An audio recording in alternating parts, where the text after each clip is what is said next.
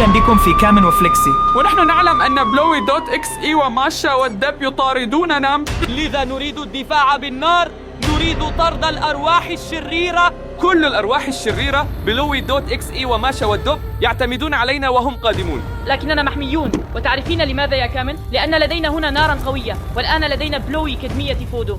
بلوي دوت اكس اي انصرف، ماشا والدب انصرف. يلاحقوننا منذ شهور. كيم تعرف شو؟ فليكسي نراقب الآن بالدرون، الدرون تراقب بلوي دوت اكس اي وماشا. لذلك يا جماعة حطوا لايك كلكم لهالنار الرهيبة، ما شفت نار بهالحجم من قبل. نحضر الدرون، هيا بنا. هذه الدرون وأنا في آن واحد خطة الإطلاق. ما ولذلك سنطير الآن مباشرة إلى مقر بلوي، أي إلى مقر بلوي دوت اكس اي.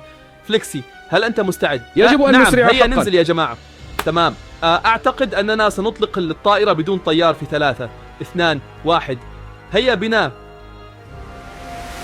أمامنا مباشرة ترون مقر بلوي وبينجو، واضح من الألوان يا رفاق، أنتم ترونه. شايفين يا جماعة قديش كبير؟ لازم أركز فيه كويس. يا إلهي يا للروعة، الأزرق لبلوي والبرتقالي المحمر لبينجو، يعني اللون البني يا جماعة. باني هذا هو اللون الممزوج، لكن انظر عن كثب يا أخي، ما في ولا شخص واحد، لا أحد، لا كلب ولا بلوي ولا بينجو. إذن في الخارج في الساحة لا أرى حتى هذه اللحظة شخصا واحدا ولا كلبا واحدا.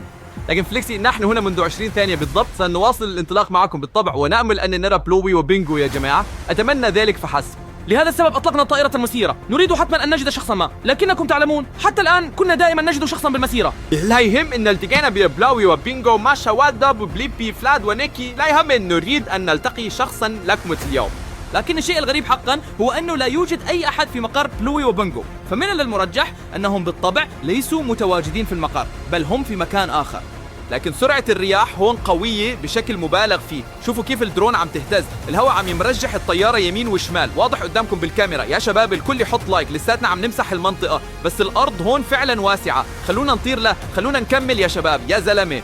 لكن إن لم يكونوا هناك فلا بد أن يكونوا في مكان آخر، وهناك سنحاول حظنا الآن. لنذهب الآن إلى حظيرة جون بوركل القديمة، ربما نجد حظا أفضل هناك يا أصدقاء. هذه هي المزرعة القديمة لجون بورك، ولولا بورك مرحبا، لقد التقينا أخيرا بشخص ما. نعم، ولكن من؟ إذا كان مجرد أي شخص فلن يفيدنا ذلك بشيء. قد بيمشي كلبه يا جماعة. أنا نحن نبحث بالطبع عن شخص تعرفونه أنتم أيضا، وليس شخصا غريبا تماما.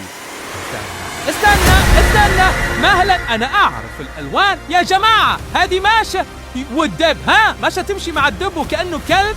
كنت لسه بدي أقول يا جماعة، شايفين هاد؟ عادة الدب بيكون دايما على رجلين، هو بيعمل، بس ليش الدب عم يمشي هلا على 4؟ يا صح أنا عارف، ماشا وحدة مريضة نفسيا، وماشا عم بتمشي مثل الكلب بالشارع. لأن الدب كان دائما يتنمر على ماشا آخر مرة. أنت ترى ذلك، والآن انقلبت الأدوار، عن لديه طوق مثل الكلب. أنت شوفوا هذاك يا جماعة، ماشا روضت الدب وأمسكت به، الآن هي تخرجه في نزهة كأنه كلب. إذن أنتم ترون هذا لأن الدب في الفيديوهات الأخيرة كان دائما يلاحق ماشا ويضايقها، والآن انقلبت الأدوار. والسؤال الآخر بصراحة تامة، ماذا يفعل ماشا والدب في مزرعة جون بورك؟ ألا يدخلون حقا إلى الداخل؟ ظننت أنهم سيمرون مرور الكرام فقط، إنهم يدخلون بالفعل. ماذا؟ إذا أرادت ماشا أن تسلم الدب عند جونبورغ، ثم يأتي فلاد ونيكي ويأخذان الدب معهما. تخيلوا إذن فلاد ونيكي والدب. يا إلهي، يوجد شخص ما هنا، هذا هو جون بورك، أنتم ترون ذلك، 1 ل1، لا توجد أي فروقات. شوفوا شكله وحشي. جون بورك يا رجل عم يفرك ايديه، شو عم يعمل؟ هو نفسه لا يعرف، هو بالتأكيد سيسعد لو طرق باب أحد هكذا، لا أظن ذلك. ونيكي صغيرة جدا، لا يرى فوق السياج. أنا لو نظر؟ لقد تعرف عليه، الآن تعرف عليه. نعم، يتبادلان التحية. حسنا، مهلا، انظر، يستأذنوا بالدخول. نعم، جون بورك يوم يفتح بالتأكيد. يا رجل، نيكي ما زال معه الحقيبة، أنت تعلم ذلك، لكن جون بورك وحده لا يعلم أن الحقيبة فارغة. والآن يتحدثون. للأسف ليس لدينا ميكروفون على الدرون، وإلا لتمكنا من الاستماع إلى حديثهم، ولكان لديكم ما تسمعونه يا أصدقاء. لكن يا جماعة أنتم تعلمون الأمر 100% عن الحقيبة، إنها الشنطة. يا جماعة ركزوا جيدا، ماذا يحدث هناك؟ قد رأيت ما فعله جون بورك للتو، ممتاز، أشار إلى الحقيبة، ممتاز، جيد أن الحقيبة معك أخيرا. ربما جون بورك سيسأل لماذا يأتي بمفرده. أنتم تعلمون بلات ونيكي دائما معا، لا ينفصلان. الآن تزداد المتعة، يضع الحقيبة. الآن طبعا جون بورك يريد أن يمر، يا جماعة بديهي. هو يرى موقف جون بورك الإيجابي المريض هذا قوي قوي قوي قوي. أعتقد أنه يريد محتويات حقيبته الآن بشدة. ماذا يفكر نيكي؟ ربما هذه آخر دقائقه. أو هل هو يخبره الآن ربما في هذه اللحظة بأن الحقيبة فارغة لأنه يضرب الحقيبة مرارا وتكرارا؟ لا يبدو الأمر كذلك. يا شباب، جون بورك يفتح الحقيبة، وانظر نيكي تذهب أبعد. يا إلهي سأنتم حق. نيكي يتراجع بضع خطوات، يمسك رأسه يقول لا ذنب، أو ماذا؟ ما الذي يحدث؟ إذا الآن جون بورك يفتح الحقيبة ويدرك أن الحقيبة فارغة. يا إلهي، يفتحه يا رجل، يرى الآن أنه فارغ. شنطة فاضية راح ياخذها. يا صاحبي شوف نظرة جون بورك. يا إلهي، انظروا يا جماعة، أنتم تشاهدون الدنيا مباشرة طيبة. جون بورك يكتشف الآن أن الحقيبة فارغة وأن نيكي قد كذبت عليه. يا إلهي، هذه دراما عائلية حقيقية. شوف قديش كرب. يا إلهي سيبدأ الآن. يا إلهي لقد جن جنونه. يا جماعة، ماذا يحدث لجون بورك؟ يلا امسك نيكي. هل ترون ما يفعله جون بورك؟ إنه يمسك رقبته يخنقه. فلاد، لو تعلم ما الذي يحدث هنا. يا صاحبي، أخوك يعامل بقسوة شديدة الآن. يا إلهي، هل رأيتم هذا؟ يا جماعة لا يمكننا حقا أن نقول ماذا حدث. هو هنا جون بورك غير مفهوم إطلاقا. والأغرب من ذلك لدينا المحتوى. ما زلنا نحتفظ بمحتويات حقيبة جون بورك في مقرنا الرئيسي. هذا يقولوني انظر يا إلهي، إنهم يتشجرون حقا. إنه يتشجرون. يرفعه لقد رفع. يا إلهي، لم يسقط. لقد رفعه بكلتا يديه هكذا. هل أشفقوا على نيكي الآن؟ لكن في الحقيقة لا، ضحكوا علينا وضحكنا عليهم. والآن سيحصل على انتقامه، لكن ليس منا بل من جون بورك. إنه يشير إلى الحقيبة. إنه الحرف يو يرمز للترفيه. أي يا رجل سيرفع الحقيبة الآن. ماذا سيظن جون بورك؟ ماذا سيفعل بالحقيبة؟ إنها فارغة. يأخذ الشنطة. لكن لا جدوى من ذلك، هو يري الحقيبة فارغة. جون بورك يعلم ذلك، يقول كان هنا بالداخل. هو متأكد 100%، كان هنا بالداخل. الأشياء التي أخرجناها يا أصدقاء، لكن جون بورك يعرف ذلك، كان يعلم ما بداخلها، والآن يعلم أنها فارغة أيضا. يا رجل رهيب. يقول بوي أرجوك سامحني على الأرجح. أنا أقول جون بورك يدري أن الحقيبة فارغة. ماذا سيفعل بحقيبة فارغة؟ ما هذا الجنون؟ ماذا تريد بحقيبة فارغة؟ أنتم معنا مباشرة يا صاح. كيف يوقفها؟ كان يعلم ذلك. يركن الحقيبة. حقيبة فارغة. المهم المحتوى لا الحقيبة. نيكي يطلب السماح الآن أيضا. إنه يركع، يعتذر على الأرجح بل الأكيد. ماذا يفعل غير هذا؟ الحقيبة فارغة، لا يوجد محتوى. عليه أن يعتذر بطريقة ما، لأنك ترى جون بورك غاضب جدا بالفعل. جون بورك يقول انزل أوضع أبغى. يا جماعة، الكل يكتب فليكسي في فليكسي. فليكسي؟ هذا فليكسي يا رجل. تاكي تاكي تاكا تاكا. يا إلهي، انظر يتوسل له. نيكي يتوسل لجون بورك. ماذا اعتذاره؟ انتظر لحظة. اعتذار نيكي. ماذا يحدث؟ هذا شيء لا يصدق يا شباب. هذا رهيب صح؟ لا أعرف إن كان يجب أن تروا هذا يا أصدقاء. هذا أمر صادم. لماذا جون بورك يحضر مطرقة لنيكي؟ لحظة. ربما جون بورك يريد فقط إخافته، يريد أن يخيف نيكي قليلا لأنه فشل. المحتوى اختفى. ربما يريد جون بورك أن يثبت لنيكي أنه قوي جدا. هذا ممكن أيضا بالطبع. جون بورك شرير للغاية. يا صاحبي انتبه، لا تقربوا الدرون كثيرا. لا أريد ذلك أبدا. إنه يدور حوله.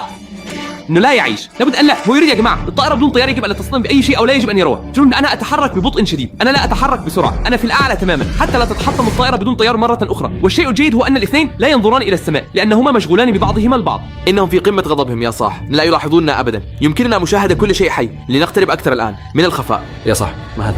يا إلهي، ما هذا؟ ما عم تفكر. بس ليش؟ ما بعرف. عشان تخوفه صح؟ هو على الأرجح خايف. بيقول خربتها.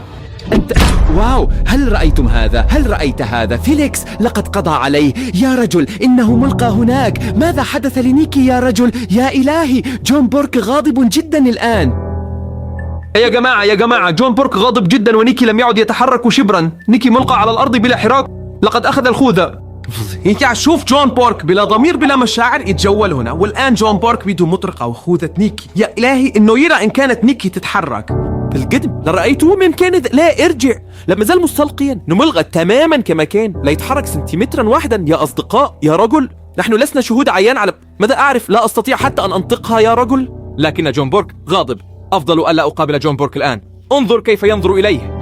هذه هي الحقيبة، هي الحقيبة الفارغة. نغاضب لأن الحقيبة فارغة حقا. من الأفضل أن أختبئ خلفه. أتمنى ألا نلتقي جون بورك اليوم، إنه غاضب جدا. لن تكون لدينا فرصة إذا كان غاضبا هكذا بجدية. معه مطرقة وآخر معه خوذة نيكي. انتظر. إنه يذهب. هو ماشي يا صح، لازم نتحرك يا صح. ليش ماشي؟ وأين؟ ملا، أين يذهب؟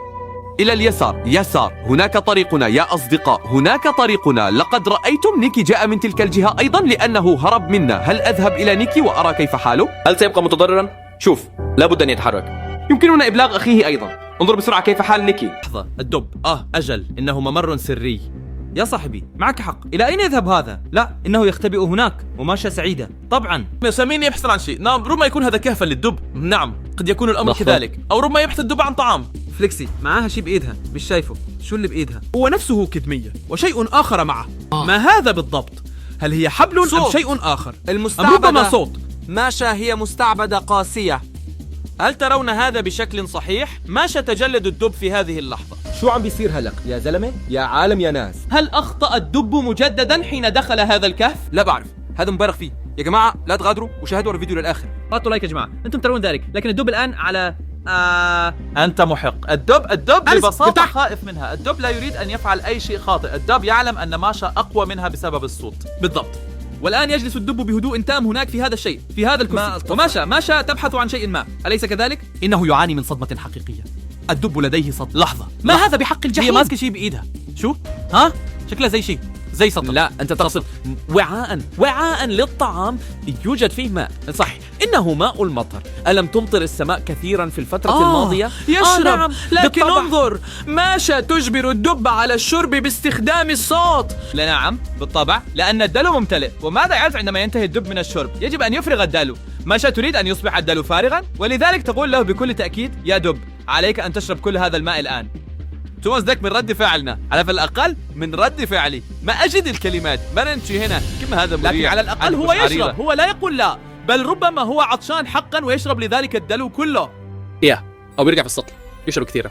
لا أصدق. لنرى هل بقي شيء في الدلو. انتظر. أجل، نعم، لقد قلبته. لم يعد يخرج شيء. هذا يعني أن الدلو فارغ.